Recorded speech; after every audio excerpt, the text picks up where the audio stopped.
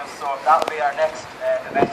We can't stop it. The problem is, what happens in the past is these events happen, and then because some sort of fake peace deal is brokered, people forget about it, and then this issue just goes out of the news and comes back up again years later. A lot of us have been at this for years. We just see this happening. It has to be continuous action. We can do protests, we can do vigils, we can also support the aims of boycott domestic sanctions by going to stores in Galway that are selling Israeli products, and by asking any companies that have investments in Israeli companies to divest from them. So what we're going to be doing is that march next Friday, and also what we'd like to do is this whole march is organized by a huge society. There's only so much we can do. So what we want to do is set up a proper group in Galway linked to the Palestine Solidarity campaign. And so that's what it's going to be. We're going to have announced details of that at the march next Friday when the first meeting of that will happen. All of you are more than welcome to join that as well.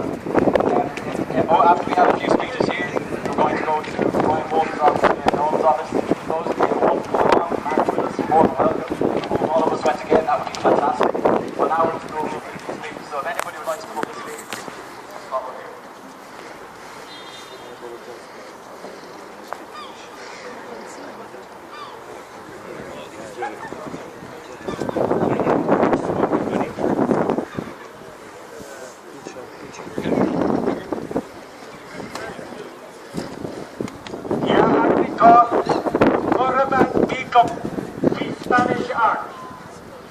What's going on in Gaza is a terrible disgrace. When I was there in the year 2000, at least there were no bombs coming on the community. What's going on in Gaza is an utter and dire disgrace.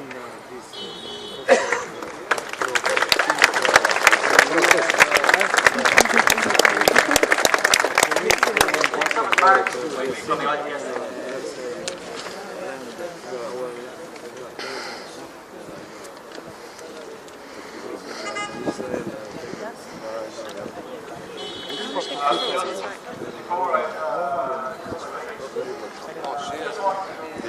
There's an exhibition 15 years now. here in the City Thank you Museum. very much.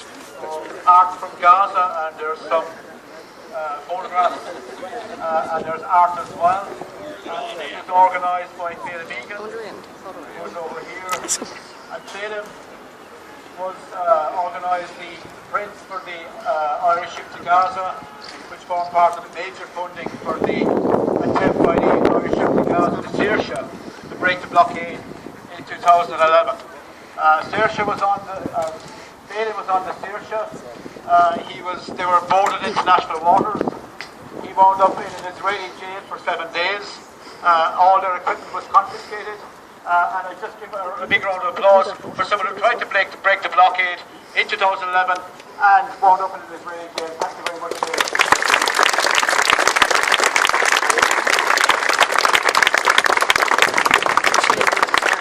And there have been many attempts to break the blockade over the years. But what is happening, we seem to be back to square one again here. You know, what's happening in Gaza, it's what happened in 2012, it's what happened in 2008, 2009, and we don't seem to be any further on. We still have spokesmen for the IDF, the largest terrorist organisation in the world, who are dropping bombs on innocent civilians, who can go on RTE and blame Hamas for crimes against humanity.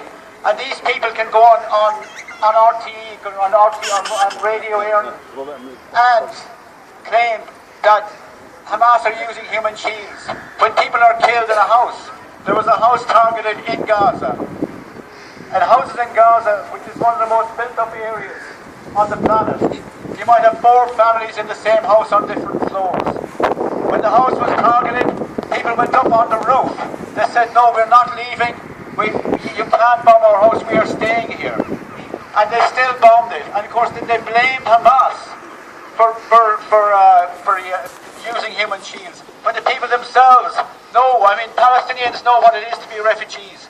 Palestinians know what it is to be driven out of their houses. There are hundreds of thousands of leaflets dropped on North Gaza, and they're asking people to leave their houses and move to the south so they can carpet bomb North Gaza. Now, are they going to ethnically cleanse North Gaza as well and destroy people's homes as well? Or is it just an excuse if if a lot of civilians are killed, they say, well, we warn people. Where can people go? In Gaza, the borders in Gaza are closed by Israel and Egypt. The Rafah crossing is closed. It was supposed to be open to accept wounded people from Gaza, but the junta in Egypt have actually closed the border, so there's no escape. There is no escape in Gaza. And one of the things, the awful things about people, for people living in Gaza, is you never know when a bomb is going to land next to you. And I've talked to people in Gaza, and the terror is unbelievable, because there's bombing day and night, and you don't know when you go out, whether you return, or you don't know when you go out that your house will still be standing. And this is the terror in Gaza, and there's no escape, and we can't escape. There are no sirens, there are no shelters in Gaza. And what I want to say is that we can't allow this to go on. We can't allow the same violence to continue unchallenged. We can't allow this to go on year after year. It didn't start, this cycle of violence, this attack, this assault, this slaughter, didn't start with the abduction of 3 Israeli teenagers. There was 580 Palestinians killed in the West Bank and Gaza by the 31st of May this year, since 2009, since the Operation Castlehead ended. There was Palestinians being killed every second day. I think there's a Palestinian child killed in the last 12 years, one every 3 days was a Palestinian child. So this is not something that just suddenly happened and they're targeting Hamas. This is going on all the time. It's going on all the time because no one is paying any attention to it. Our media reports from the Zionist organisations. Our media, or RTE, doesn't give you the facts. When you see what's happening in the West Bank, when settlers are attacked, there was 399 settler attacks against Palestinian civilians last year in the West Bank alone, and no one was brought to justice. Were they reported? There were houses demolished in the West Bank, there are lands cleared, there are lands confiscated, there are people put in jail, there are 250 Palestinian children in jail at the moment. Where can you read that? Will you read that in the Irish media? You won't. So we have to change the equation, we have to get more active, we have to make people more aware of what's actually happening, because otherwise we'll be back here again, even if there is a ceasefire, we'll be back in 6 months, or we'll be back next year, or we'll be back doing the same thing again. Now, what happened in Gaza, the Hamas government signed a unity agreement with the West Bank, with the Palestinian Authority in the West Bank, and you have a unity government in Palestine for the first time in many years since Hamas won the election in 2006. Now, Israel refused to deal with Hamas, they refused to deal with the unity government, and what this is, what's happening now, is to destroy the unity government, to destroy the unity of Palestinians, so they can pick them off in Gaza and they can pick them off in the West Bank. And that's what this is all about. Israel is not interested in Gaza, Israel wants the West Bank, and they're going to annex the West Bank.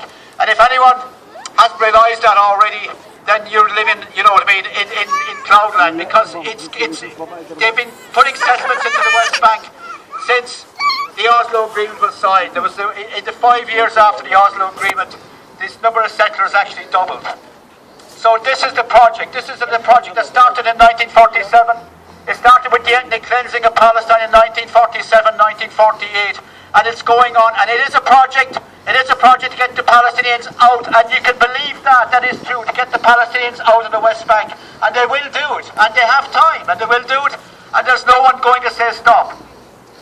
Our governments and the European Union and the American government, what I'd say about the American government in the USA, who supplies the Hellfire missiles that are incinerating people in Gaza, who supplies the 100-ton bombs or the 1-ton bombs that have been dropped in civilian houses in Gaza, who supplies the Apache helicopters, who supplies the F-16s, who supplies the ammunition, who gives Israel a political backup in the UN, who protects Israel back in this Security Council? The USA. The European Union had a chance when the Horizon 2020 grant and research funding was up, and Israel is a party to that, and they have got money before, and they had a chance to put pressure on Israel to end the settlement expansion, end the occupation. But they allowed Israel. Okay, sorry, I just started to wrap up. They allowed Israel to sign on for funding our taxpayers' money, European Union taxpayers' money, will be going to companies who are supplying arms to the Israeli military to kill Palestinians. And that is an actual fact, and you can check that. Maura Gagan-Quinn was the commissioner who actually signed the deal with Israel about 3 weeks ago in Jerusalem. So I'm asking people to be active, to stay active, to get involved. There's Gas Action Ireland, there's the Irish anti-war movement. I'm the chairperson of the Ireland-Palestine Solidarity Campaign, and we've been campaigning for a long time to raise awareness of what's happening in Palestine. I have memberships here with me. If anyone wants to join, you're welcome. We are a non-profit. We're funded by our members and our members' donations. So we're a non-profit organisation, so we welcome your help. We welcome your assistance. We need people to be active. We need people to do things. We need people to